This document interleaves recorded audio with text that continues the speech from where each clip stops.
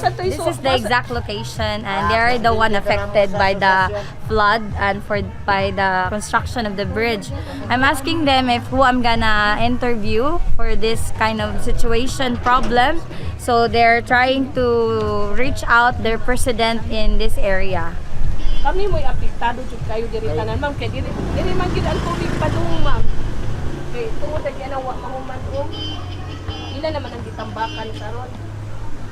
So wala pa gid na mahuman. Wala. Kana di na ma'am. Kumaw na katong dam ay nalikit itong katudra. Dagan kay nang likit. Dagan nang likit. Andito naguba. Pero diri magud sa amuhan og tanan ang tubig kay ni ang magpunta diri pinaka-last magud ni ma'am. I heard nga gitagaan mo og relocation site. Ma'am, mao na gini siya mo relocation site. Mao na nagiyong tanan na puso ko na human pa na ang ilang riprap dili na. Wa man ginuman ang riprap ma'am.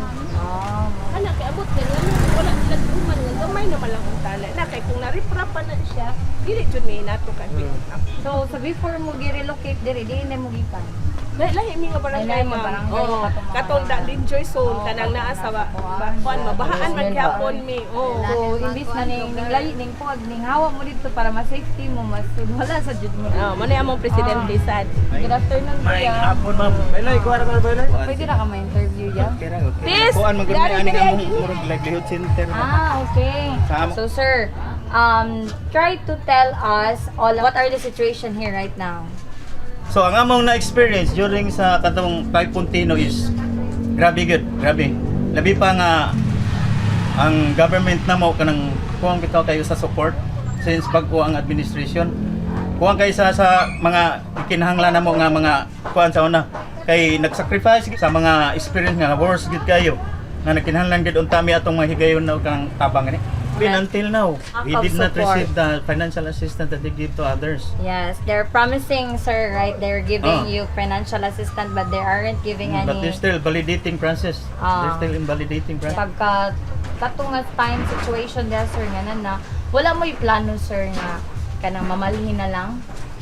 So na, usay makaingon may mga mauli tay kay basin sa sunod dili pa nga to labaw pa ato unsa nakaunya. Kuan na kay labi ba kaning area is kuan gud kay sa below kayo ba? Pero good ma'am, ang amo daw kay kanang ginagdata-data na magud sa yuta diri. Data-data. Mortgage magud siya. So 550 ang buwan na mo. So pinaka ubos na jud na para namo kay ang kwarto gani di